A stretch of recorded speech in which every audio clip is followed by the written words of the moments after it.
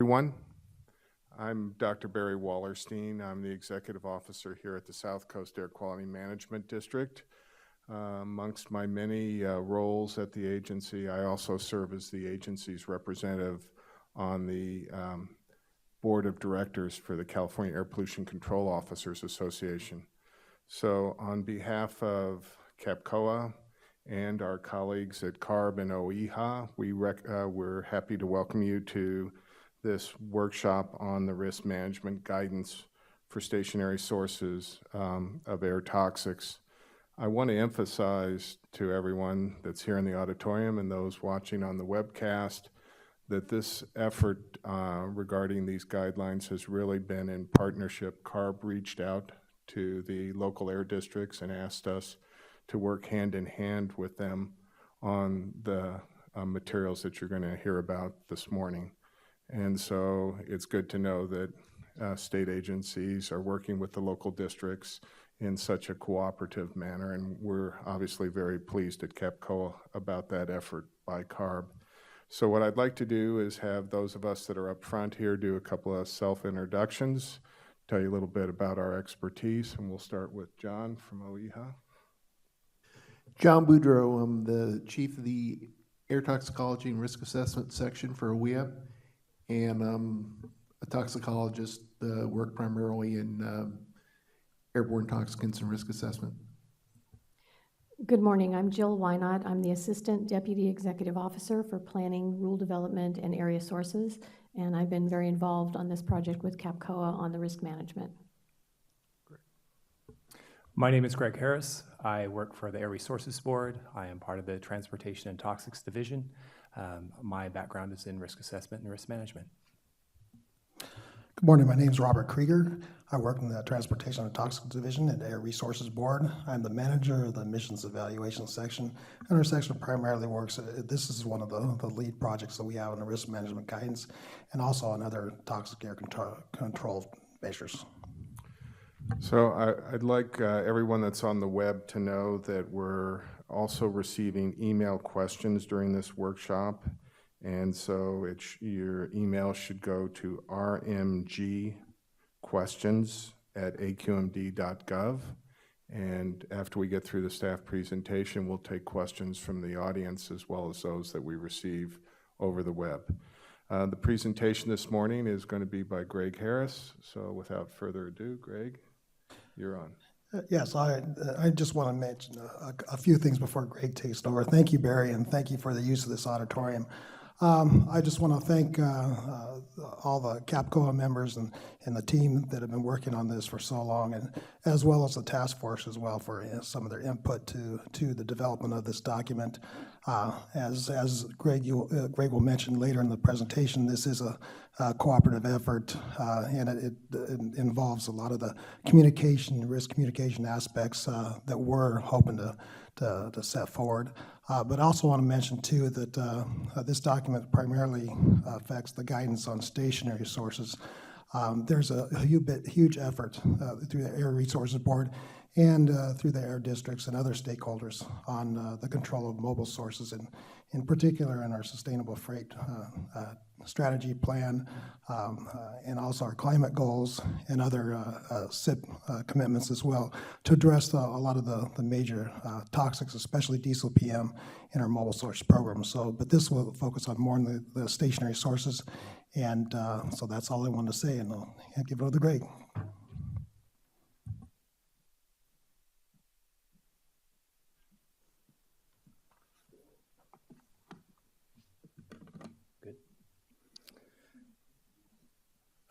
Go ahead, you can do that. Thank you, Robert. Good morning.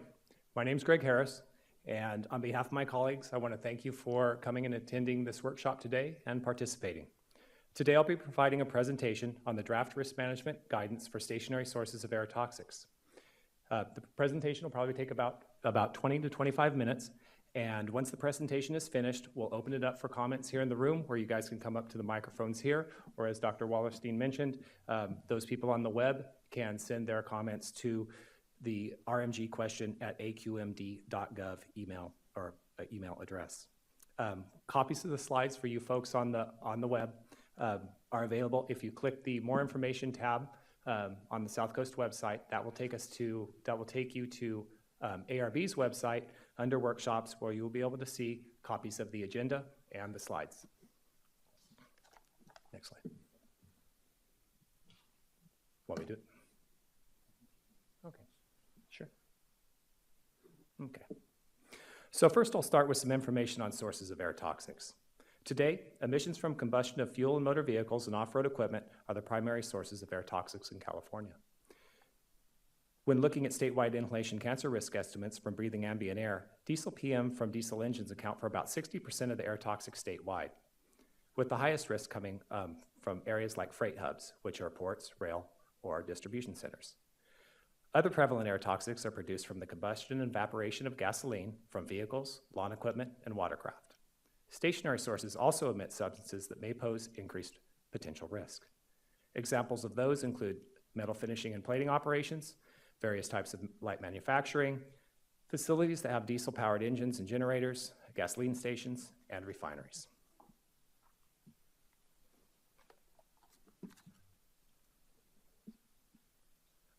For those on the web, we're on slide 3.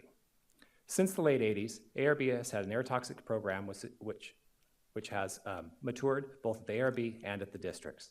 Through the AB 1807 Toxic Air Contaminant ID and Control Program, the ARB has identified over 200 air toxics as toxic air contaminants.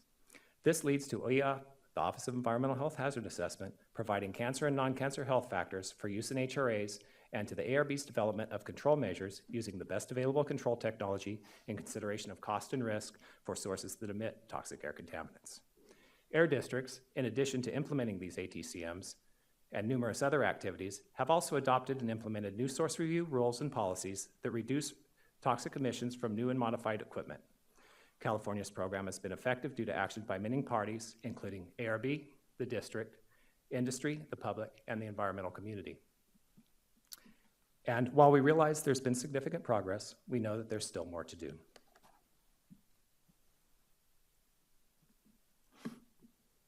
This slide illustrates some of the progress made with California's air toxics programs. The figure shows the emission reductions versus growth since 1990.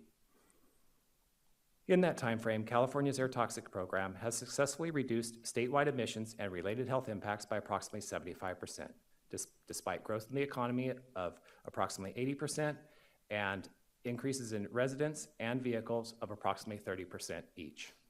As mentioned, several programs at both the state and district levels, along with investments by industry in cleaner operations and technology and input by the public and environmental community, are the reasons for this progress. Okay, so what's changed?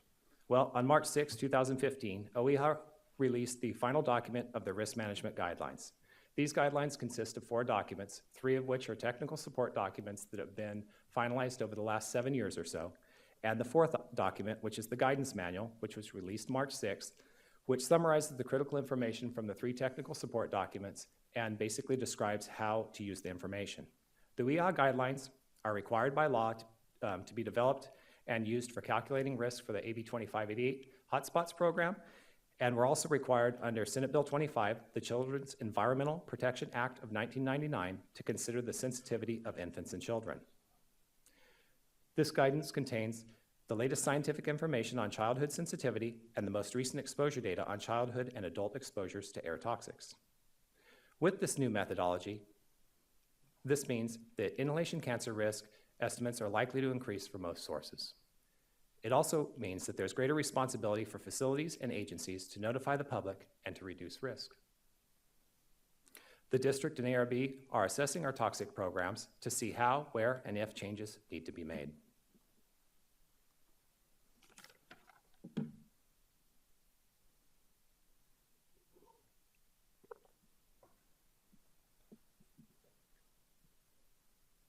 This figure illustrates some of the key inputs in the OEHA guidelines that affect health risk estimates. The net effect is that there's going to be an overall increase of approximately 1.5 to 3 times previous risk estimates, even though the emissions have not changed. On the left side of this figure shows 2 factors that work to increase risk estimates, and those are age sensitivity factors and daily breathing rates.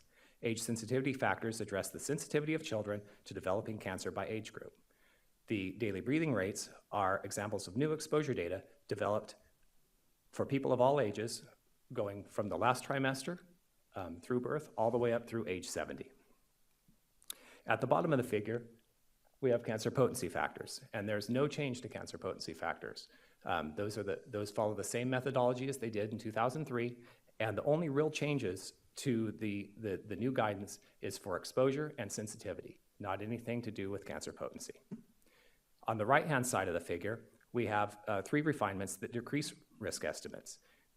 Those are the fraction of time at home, a change in the exposure duration, and also spatial averaging versus single point estimate.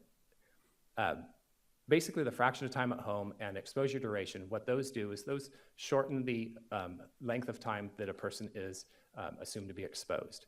In the previous guidance, you were assumed to be home 100% of the time.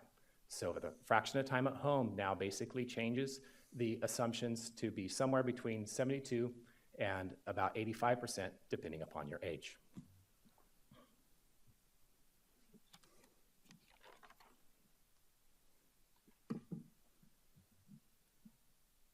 This graphic shows some of the programs affected by the risk assessment guidelines.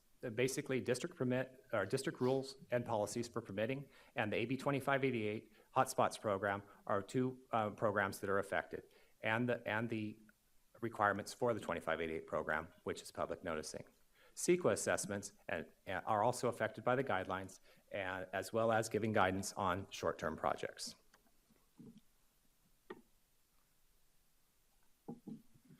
Now switching to risk management. The previous risk management guidelines were developed in 1993. Those 1993 guidelines covered permitting only and provided suggested ranges to assist districts in setting their rules and policies as they developed their programs. The new draft risk management guidance addresses permitting, AB 2588, and the use of breathing rates. This document was developed over 8 months by a team from CAPCOA, districts, and ARB, with developmental input that was provided by a task force that consisted of, again, CAPCOA, ARB, industry, and environmental representatives. The intent of this document is to help districts with the reevaluation process and to communicate ARB and district plans, priorities, and policies regarding implementation of the new OEHA risk assessment methodology. When approved, this risk management document will supersede ARB's risk management document from 1993. In addition, the current risk management document conveys ARB's work plan for evaluating the board's air toxic program and provides the updated risk management policy for inhalation-based risk assessments. That shows up on the, okay. Oh, okay, okay.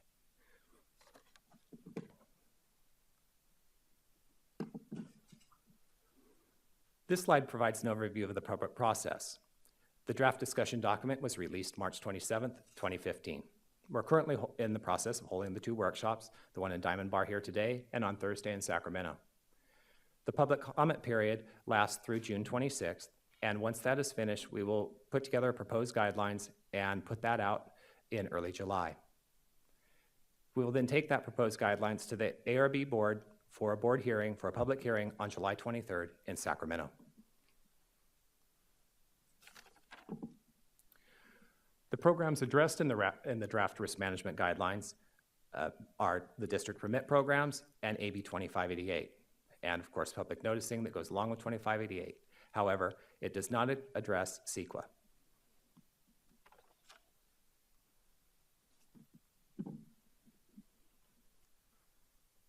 The draft risk management guidelines was developed with 5 objectives in mind. The first was to increase public health protection by using the new science. This means that more sources will need to install may need to install toxics best available control technology, and we may need to pursue further opportunities to reduce risk from the high-risk source categories, considering technical feasibility and cost. Number 2, we needed to clearly recognize that state law gives each district the discretion to establish and set their own risk management policies and thresholds, except where the state rules, such as control measures, set the floor. Slide 12 shows the last 3 objectives. The third is the need to sustain continued operations of essential goods and public services. The fourth is to ensure that future program changes thresholds, rules, or et cetera, will not result in a less health protective program requirements relative to the rules or programs in place prior to the 2015 OEHA manual. And 5 is to support public participation and access to information.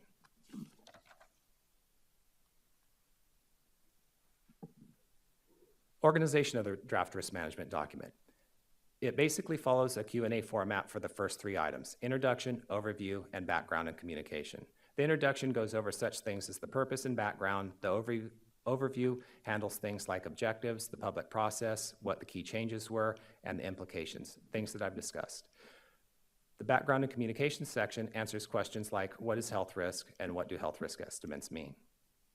The main body of the document is actually the appendices. Actually, let me step back. In the main body of the document, there's a description of what happens in the appendices and an introduction for the main guidance. The main guidance is contained in the appendices, but briefly touched on in the body of the document. The appendices B, C, and D address permitting and 2588 levels, and also the use of breathing rates. And also in Appendix C, there are future actions and ARB's work plans. One note is that the guidance are not mandatory for districts, but they set recommended levels or ranges for use in their programs, should they consider changing them. Again, the appendices are the main portion of the document, and as I mentioned, Appendices A describes the applicable legislation that is used in the program. B, C, and D are the main parts of the appendices, highlighting the guidance material that's provided here. Appendix E and F are related to ARB's work plan, and G and H show tables of 2014 permitting and the district thresholds for 2588. I'll touch on these in the next slides.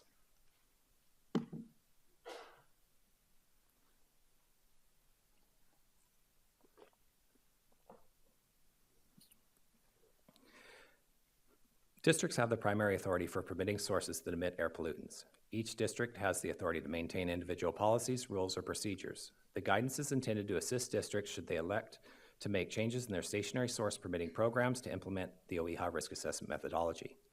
The guidance presented here is intended to assist districts that may need to revise the levels associated with the use of toxic's best available control technology, their permitting process, or trigger threshold levels used for administering their programs. As I said in more detail, Appendix B outlines what is happening here in this slide, and Appendix G provides a slide of the 2014 district levels. As we worked up the recommendations for stationary source permitting, we essentially followed the framework that was in the 1993 guidance. And that basically allows district to establish TBAC requirements, and there are levels for permit approval and also levels or guidance for specific findings or special circumstances, and also denial. So in these guidance, the districts may elect to establish TBAC requirements for cancer risk of 1 chance per million or non-cancer hazard index of greater than 1. The permit approval levels are thresholds that are below 10 to 25 for cancer risk and less than 1 for non-cancer hazard indices. And there's also a point that we have to acknowledge that the district may elect to establish the single permit threshold for all sources or different permitting thresholds for certain sources or categories of sources based on criteria established by the district. For the source-specific approval or denial, the denial can either be, there's really no denial level specified in this current document, but those can essentially be set by the district, and they can be less than or greater than the permit approval levels based on source or district-specific considerations or situations. That applies both to cancer risk and to non-cancer hazards. Some situations where permit approval above the permit risk threshold may be appropriate include such things as the source using TBAC, the source performing critical functions, a significant portion of the operation at a source is due to readiness testing or emergency use, or other district-specific considerations. So what this basically means is, from a permitting standpoint, is that some equipment that could be permitted today may now not be able, that could have been permitted previously, now may not be able to be permitted today without additional work. And that additional work may be the need to add controls, to change processes or products, or to potentially do more refined modeling.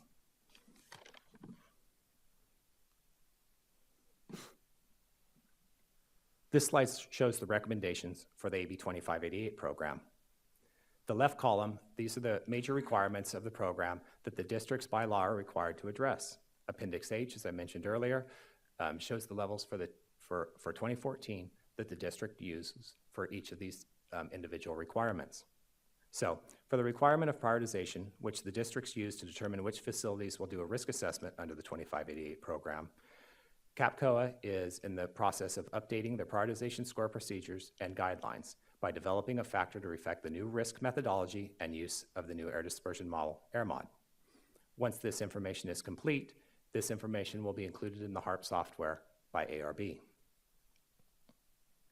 Public notification under the program, public notification is required if a facility risk assessment is above the district threshold.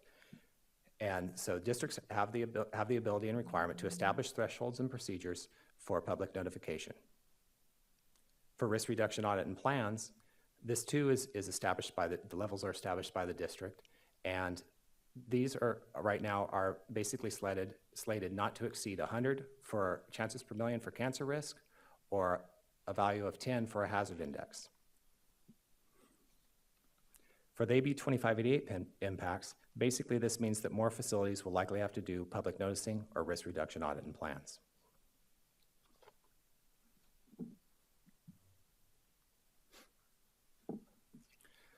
Okay, the recommended breathing rate policy. This is covered in Appendix D. This policy uses the new science on childhood sensitivity and uses new exposure data and breathing rate data. And essentially, it recommends the use of a combination of the 95th percentile and 80th percentile breathing rates to be used across the different age groups rather than using the 95th percentile across the board. So what this means is the 95th percentile, the high-end breathing rate, will be used for the last trimester through age 2, which is the most sensitive age groups, and the 80th percentile breathing rate will be used for other age groups. Now, this breathing rate policy is optional, and these are the minimum recommended breathing rates. The districts can certainly use the 95th percentile across all age bins if they prefer for risk management decisions.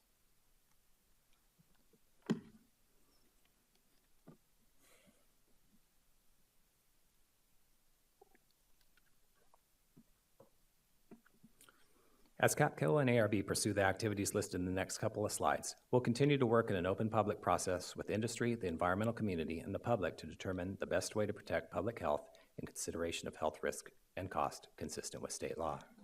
The ARB and CAPCOA are working closely together to develop comprehensive plans for incorporating the new OER manual into state and local air programs.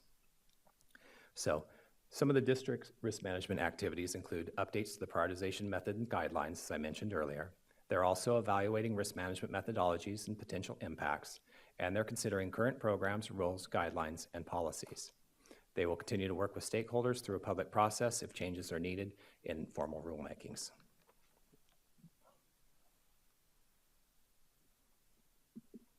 ARB staff plans to evaluate its air toxics related guidelines, regulations, and policies and procedures to identify any actions needed to incorporate the new science in the OEHA manual.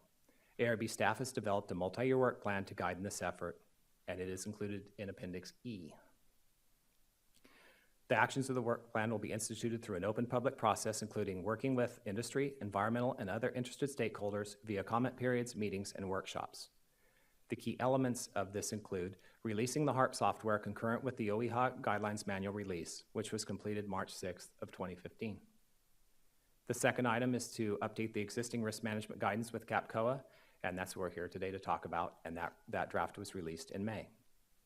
The third item is to evaluate and update as necessary the hotspots emission inventory criterion guidelines and fee rule, and that will take place during the 2016 time period. The fourth item, in coordination with CAPCOA, is to develop industry-wide guidelines for sources that support critical goods and services where their emissions may result in cancer risk estimates above the district thresholds. And a couple of examples of those types of facilities are gasoline dispensing facilities and emergency standby diesel engines.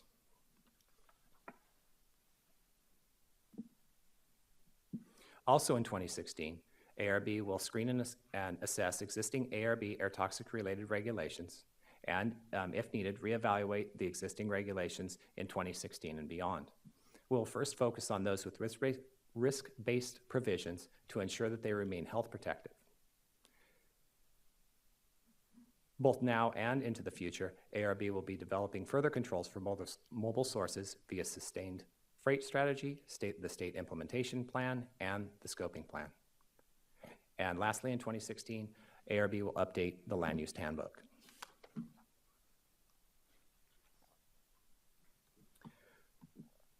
This slide shows the risk management related websites. The first website is the listserv, and we encourage all of you guys to sign up for that. We plan to essentially use that as a clearinghouse for information as other things as things are developed through the work plans or things that are associated with the work plan. We plan to announce them through the website, so we'd encourage you to sign up for that. The second link is to the draft discussion document, and the third link is to the OEHA methodology in the event you'd like to go and learn more about the 3 technical support documents or the guidance manual.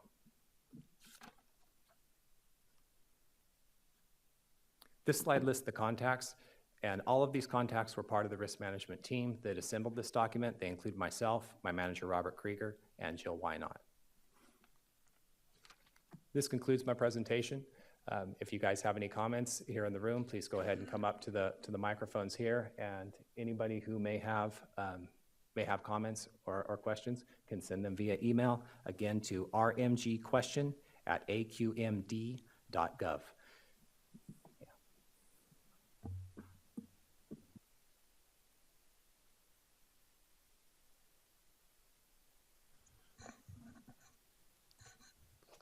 Thank you, Greg. So, who would like to be first with a question or a comment? Come on up to the podium. Right up to the front microphone, I'm sorry. Hello, my name is Caitlin McNally, and I'm representing the Santa Barbara County Air Pollution Control District. So first, I wanted to say that a lot of good work has been done with these risk management guidelines, and my agency agrees with most of it.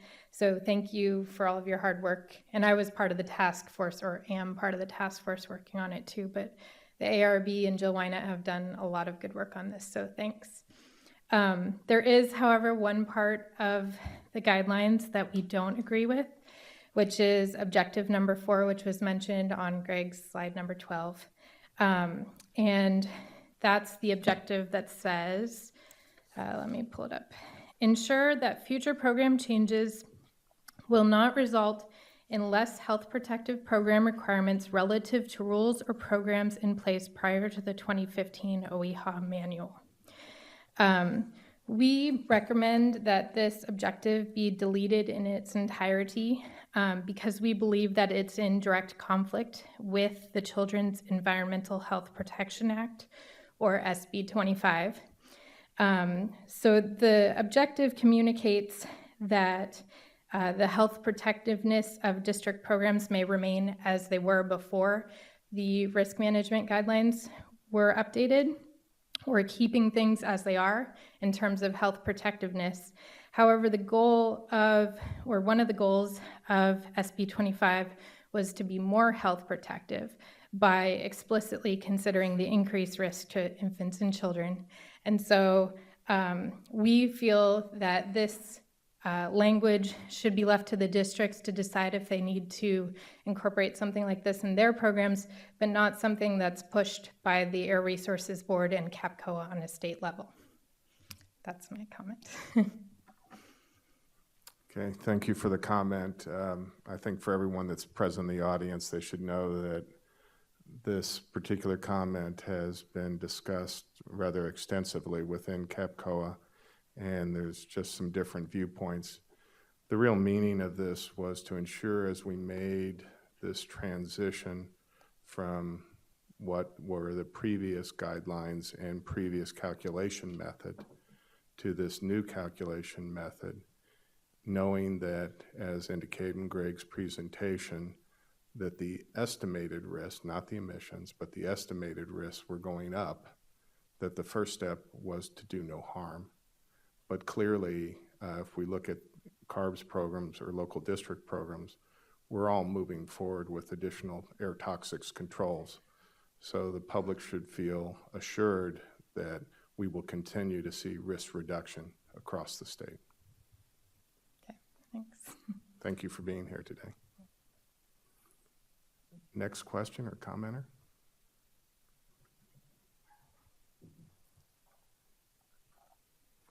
Good morning. I'm Vince Mirabella from First Carbon Solutions. I have a couple of questions. Number one, will there be any review of the cancer potency factor in light of some new health cancer data collected regarding new technology diesel engines? Second, when will a new methodology be required for CEQA assessments? Right now, it's AB 2588 only. Third, is there any consideration given in a 10 in a million threshold? That is an arbitrary threshold that someday I'd like to find somebody who can tell me the origin of that threshold.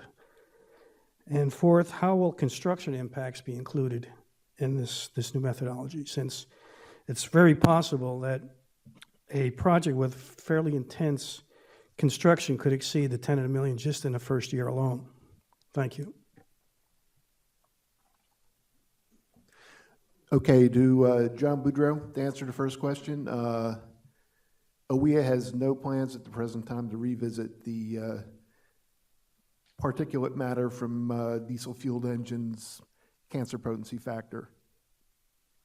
We're aware of the new diesel engine technology, and at present we don't feel that there's enough of a difference in emissions type between the new engines and the old engines to warrant a revisitation of the cancer potency factor. This is Robert. I had one more item to add to that as well. The Scientific Review Panel for Toxic Air Contaminants for the state, they have a process and a procedure in which you can petition the state board to look at new scientific evidence in order to reopen a past health risk assessment that we did for each one of the toxins we identified. So there is a process that you can take to submit new scientific information. The Scientific Review Panel reviews this and determines whether it warrants a full-blown reevaluation of the toxic and actually the change in the revision of the cancer potency numbers or any other health values. Robert, do you or Greg want to respond to any of other questions by Vince? He had three other ones dealing with CEQA, construction impacts, and the establishment of the 10 in a million threshold. Okay, so actually I'm going to respond to the second and fourth one, and Robert will take care of the 10 per million threshold. The new methodology actually in the OEHA guidance does apply to CEQA projects. So on slide 7, I'm sorry if I was unclear on that, but on slide 7, basically the programs that could be affected by the guidelines would be permitting AB 2588 and CEQA assessments. And that would imply that construction phases and operational phases of CEQA projects could be evaluated. Now, as far as construction impacts are concerned or short-term impacts are concerned, essentially the new guidance, the new OEHA guidance, allows for projects as short as 2 months to be evaluated for construction projects. I can't see over the podium too. And so it does allow for how to address short-term projects in the OEHA guidance. And then Robert, do you want to comment on the 10 per million threshold? Yes, the 10 per million threshold that has been established years ago, but that was also based on some data as well when we looked at sources and we are just starting into the risk calculation methodologies of how we set kind of a threshold. If that's a threshold, that's kind of a level that was developed to as more of a starting point of where we set something so that we can move our programs towards achieving that goal to permitting certain sources. That 10 million levels, that we have some scientific studies that were kind of based on the exposures to come up with that level. But again, that's the districts have also established their own levels as well. So I mean, there's not a scientific, I guess you'd say, study where we came up with a 10 per million level. But that's generally, it's been a combination of several studies and looking at the sources and the potential sources that we have in California, what kind of those levels are, and what can we do to achieve those levels using best available control technology to get to those levels. So those are levels. Some of them are different too for the different districts as well. So it's not just a 10 goes for everyone, but those are variable too as well for different districts for their programs as well. Go ahead, Zach, if you want. Hi, this is Jill Wynot. I just wanted to add on the CEQA, that has never been part of the state and CAPCOA guidelines. Each individual district generally does their own CEQA guidelines. So at South Coast, we're going to be updating our guidelines, taking that through a public process, and if there are revisions that are necessary, we'll end up bringing that back to our governing board as well. So we'll incorporate those into our guidelines here.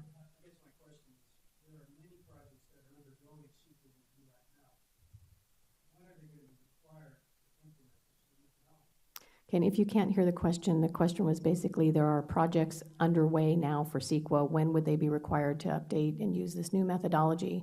And at South Coast, actually for some time, we've been advising people that they should be using the new methodology because when you go out for public comment, obviously the CEQA process is subject to challenge. And so we've been advising people they should be using the new methodology, and CEQA processes that are coming through our review now, we're recommending that they look at the new guidance and use that methodology. Okay. Additional comments or questions in the room? Come on up to the mic, please. And if someone else has a question or comment, if you can come up to the other podium, we'll be able to move a little more efficiently. My name is Dat Quach from Los Angeles Department of Water and Power. I have a question on the HARP software. The newer version 2, was released back in March. Is there any subsequent update following that release date? And when is ARB gonna have workshop on the revised or updated software?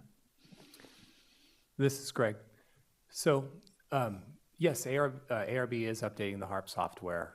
Right now it is out, it is available to be used, and does basically address the basics of the OER guidance manual. In the next few months and over the fall, we will be releasing an update which will include data distributions and stochastic assessment. And in as far as training, we're first going to be focusing on district training, and that will take place in the fall. But for the public, what we're doing is we're putting together videos of how to use basically HARP, and those will be available on our website. And certainly, if you have any questions, you can contact us. You can contact me, and I can put you in touch with those people that are doing that. Thank you. Additional comments or questions in the room? Come on up.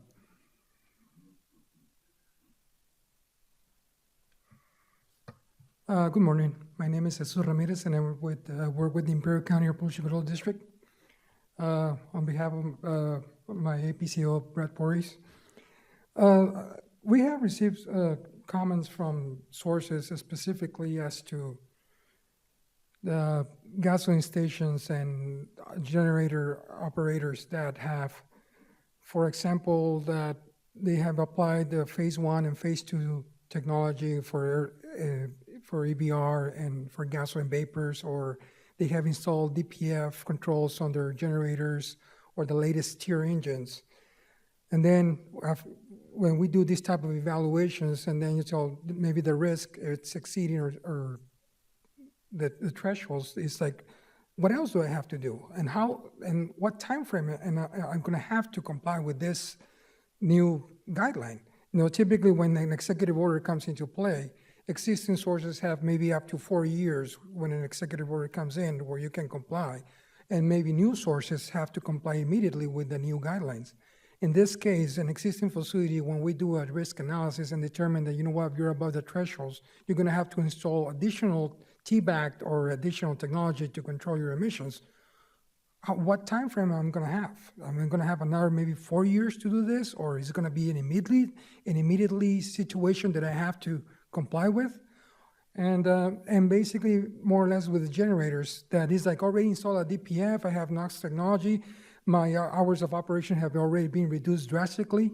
What else do I have to do?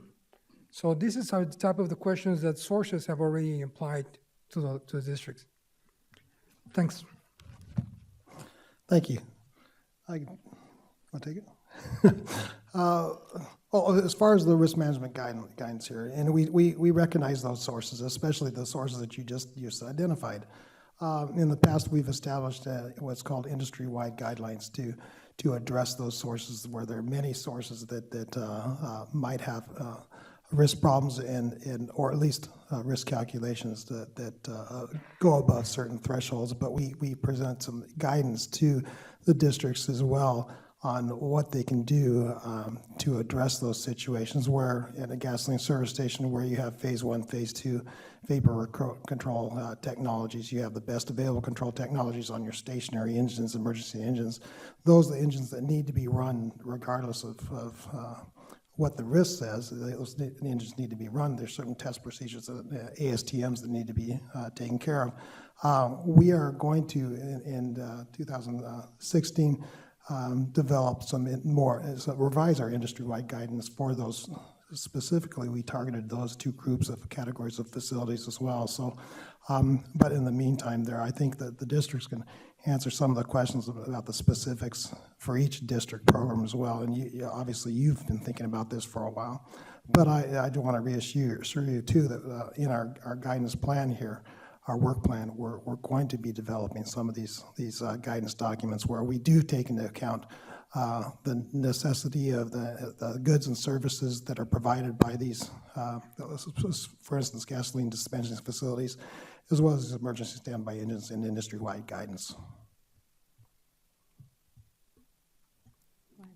So we've received a couple of questions from our internet viewers, and Jill is going to read those questions. Okay, the first one is actually related to what we've been talking about. So this came from Jay McKeeman. He's representing the California Independent Oil Marketers Association, CIOMA. And his question is there a specific timeline for development of the critical services industry standards, for example, gas stations? And they represent the fuel providers in this state. I think there's a couple of different things. You saw on the list for Air Resources Board, they want to look at certain categories like gas stations and diesel IC engines and look at those air toxic control measures and see what kind of adjustments there may be. There's also, there was mention in the slides that each district for risk management has the opportunity to set the thresholds for permitting, and then they can make special cases if they need to. So some districts have this already in their new source review programs, others don't. And so each district basically will need to take a look at their programs. For South Coast, for example, we recently took our new source review permitting rule to our governing board and updated it so that it reflects the new OEHA methodology. However, we set aside gas stations and auto body shops for a short time. They're going to be using the previous methodology while we go back as staff, work with the industry to see what additional controls could be put into place. So that's something that each district can take into consideration for their risk management programs. Anyone else want to add to that? Just to follow on what Jill was saying too, part of that process, as Robert mentioned, is we will be looking at the industry-wide guidelines for gas stations and also potentially looking at industry-wide guidelines for diesel backup generators and those sorts of things in the 2016 time period. So we'll be working with CAPCOA and the districts on that too. Okay, and then our next email question, and we did have some incorrect folks trying to in this, so just reiterate, the email address is rmgquestion at aqmd.gov. So the next question comes from Todd Tamura, and Todd works for Tamura Environmental in Petaluma, California. And he's following up on a previous comment regarding the 10 in a million. Was there an evaluation as to what was possible for sources to achieve with TBACT? And given that there is also a requirement to apply TBACT if risk exceeds 1 in a million, why have the separate 10 in a million threshold? So I think that also relates to individual districts and what their particular air quality needs and policies and rules are. At South Coast, we allow something to get a permit if it's less than 1 in a million. If it's over 1 in a million and uses the best available control technology, our governing board has determined that an appropriate threshold for that permit is 10 in a million. And you also need to look, I think, comprehensively at all of the different programs that a district has to understand some of the differences. So that's my response to that question. Does anyone want to add? Yeah, I think, again, it goes back to, how that 10 in a million came about and what was established and how was it developed. And the idea is being that, that 10 in a million is also a technology level that was set that a facility could meet a 10 in a million risk level using best available control technology. So there's in part in that. In part, the districts also, as Jill mentioned, have discretion of where they set those levels as well. Okay, additional questions or comments? Come on down.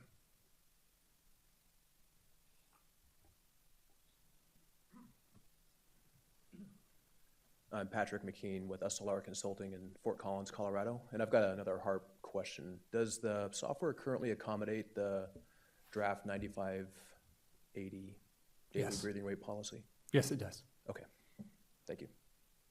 Okay, additional questions or comments? Vlad, you'll be next, so why don't you come down to the other podium? Good morning, Clayton Miller with the Construction Industry Air Quality Coalition. Since we're on the South Coast today and you're up here, Jill, I thought I'd ask the question. Your reference to starting the CEQA process, public process in the South Coast, do you have an idea of the time frame of when that might begin? There are a number of different things that we're going to have public process on, so I would imagine in the next 3 to 4 weeks, we'll start on that. Oh, great, thanks. Mm-hmm. All right, Vlad, come on down.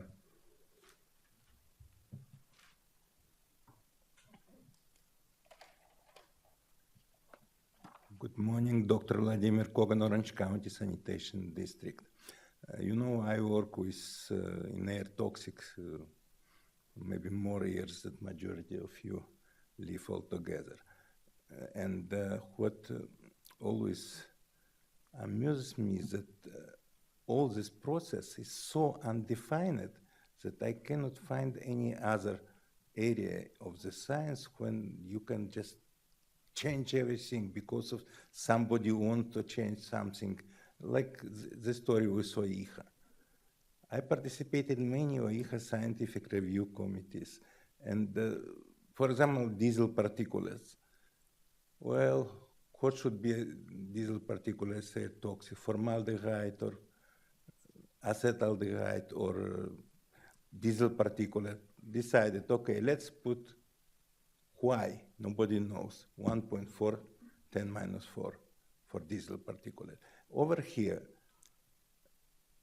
AQMD for many years reports, and justifiably so, reports good progress in fighting air toxic. Remember, MACE 1, we have 1,400 in a million. MACE 2, 800 in a million, then 400 in a million. And suddenly, just because someone in OIHA decided to do this, our health risk suddenly jumps. Suppose I'm a neighbor of our facilities. Everything okay, I know that my neighbor's facilities work very hard installing TBACT, and suddenly I'm receiving a letter from AQMD or from the facility with red stamp, cancer risk. I know that was several times reported that people receiving such letter really had heart attacks, and somebody, anecdotal evidence, somebody even died. Why? 10 in a million. I was here in the center, no, not in the center, in the middle, participated in all those discussions with Jill and others. Why 10 in a million?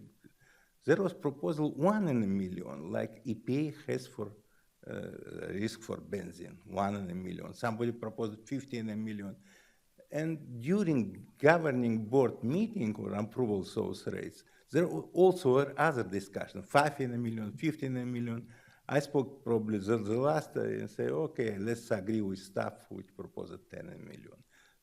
How is 10 in a million? Why 10 in a million? Why we should notify people with 10 in a million or 15 in a million or 5 in a million? Because someone decides, so what is the scientific basis of this? Anyway, it's a general comment, my frustration. Now, specific question. Will the guidelines, new guidelines, address who represents receptors?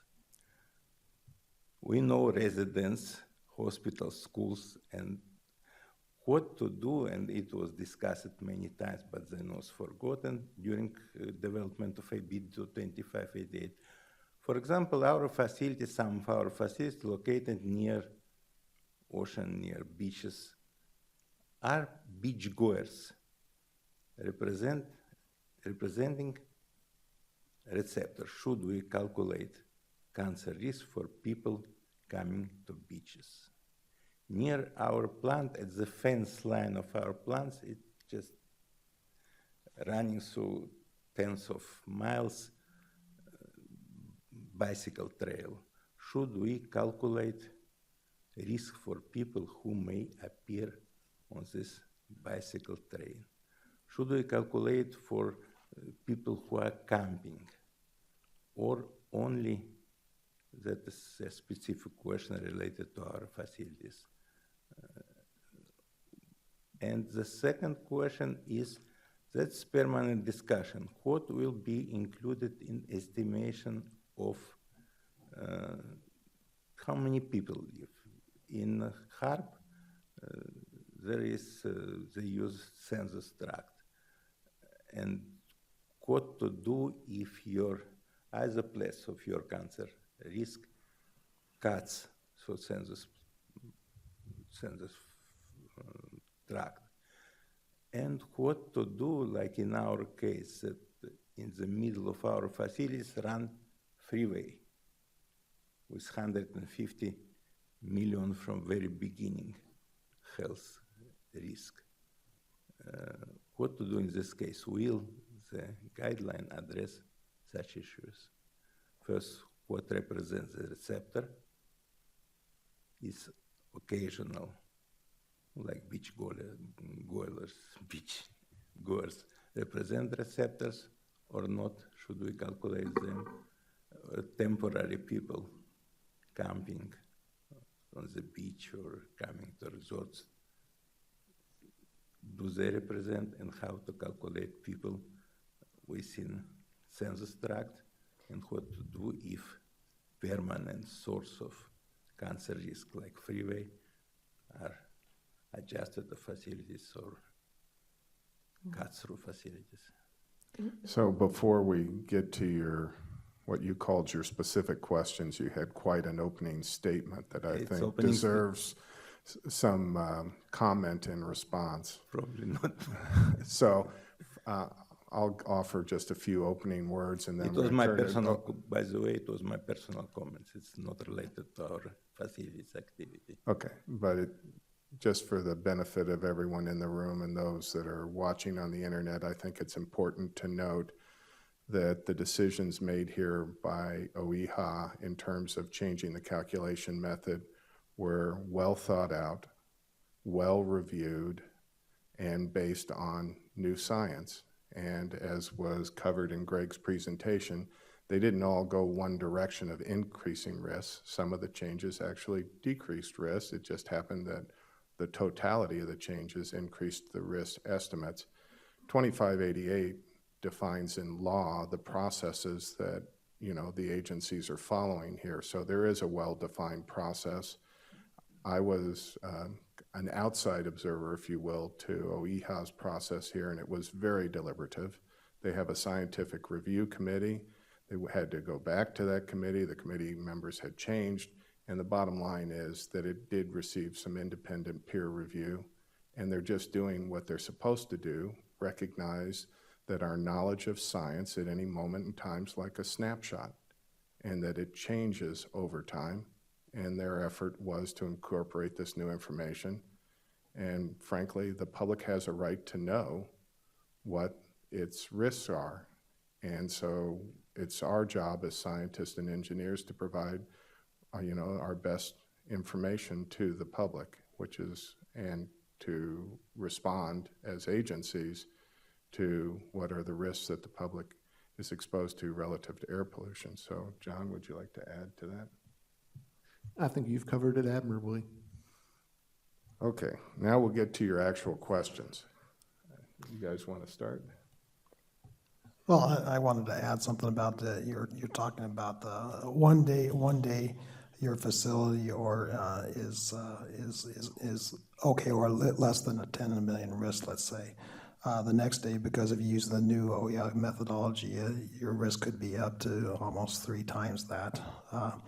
I guess there's a communication message here that needs to be stressed, and I think it was stressed a little bit in the presentation by Greg, but it's also in the guidance document, and the risk communication is a very important part of our process as well. We recognize that, and the districts recognize that as well, knowing that even though the emissions are going down, the way we calculate risk, as Barry has mentioned, has been changed because of the new science. But that just triggers us, at least the state agencies and the districts too, that knowing this information, that we still need to make sure and ensure our programs are health protective, and that we're going to go even further in looking at ways to protect the public health because of the new guidance as well. So that's not just is a message that, okay, here's what it is, but it triggers our actions to look further at what we can do to further benefit or protect the public. Greg? Sure.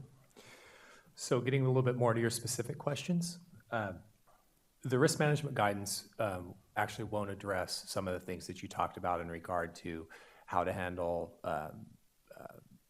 the cutting across of an isopleth across a census group or that sort of thing, and it won't cover who a risk assessment is supposed to cover. Those things are actually covered in the OEHA guidelines, the OEHA guidance manual, and we can talk afterwards if you'd like about the specifics of that.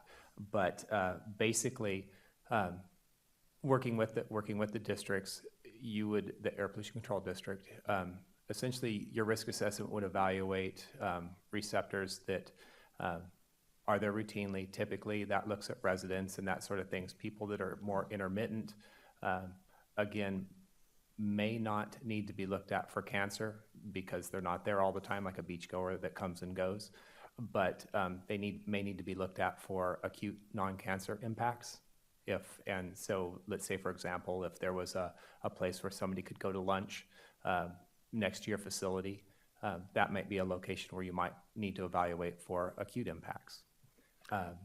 Rather than talk in great detail about what goes on with the isopleths and everything, I'd rather kind of talk to you about that off on the side. But when it comes to notification, the notification procedures and also who needs to be notified, that would be worked through with the local district based upon their procedures that they define. So I, for the sake of it, if something were to cut across an isopleth were to cut across a census block, and let's say a census block looks like the square that's up there with the email questions during the workshop, and let's say, for example, the isopleth cuts directly across through the middle of it, but really the population is over there where the E in email is, and that's outside of the isopleth, you would need to basically, those folks would not be noticed, but that's something that you would work through with your local district to determine who would be noticed and who would not be. And I'm assuming that those people outside of the isopleth are below the threshold for notification in my answer. No, Okay.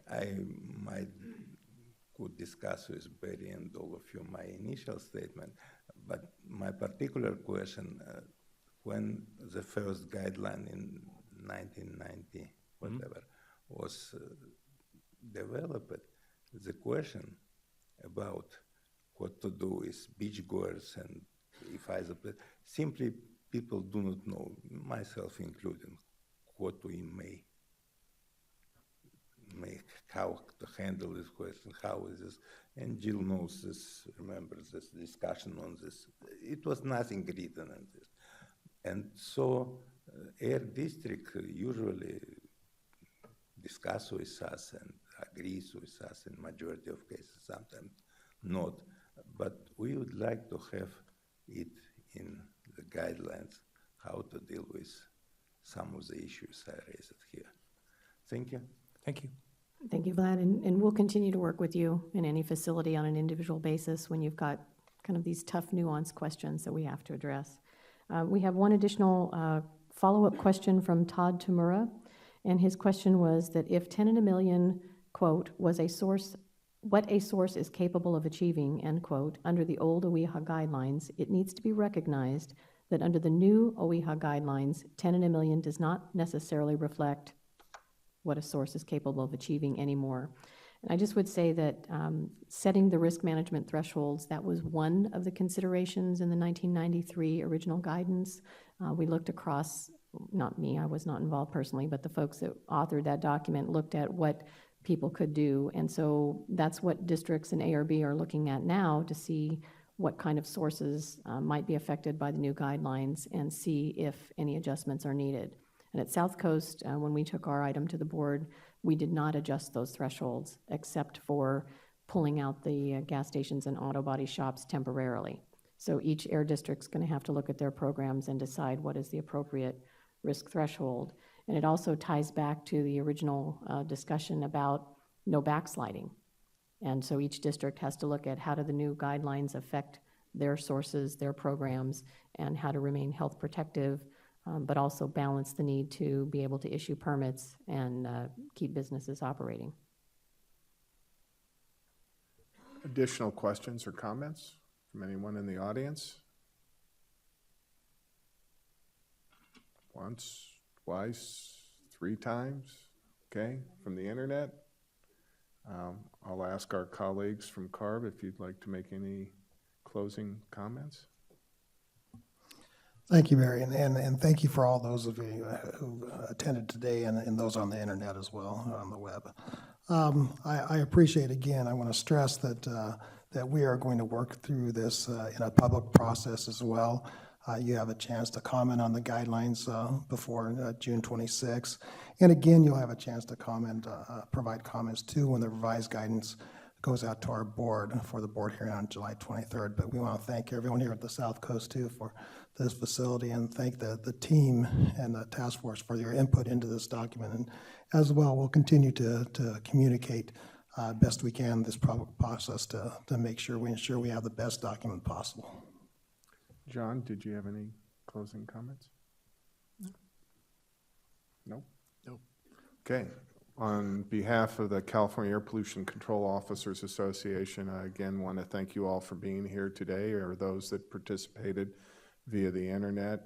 Your input as stakeholders is extremely important to us in this overall process that we're working on in partnership with CARB. And it's also very important to us at the individual local district level. And I assure you all the air districts will make their staff appropriately available to answer any questions you have as this process moves forward and we transition into the new calculation method and the new risk guidelines. With that, I wish you all a very good day.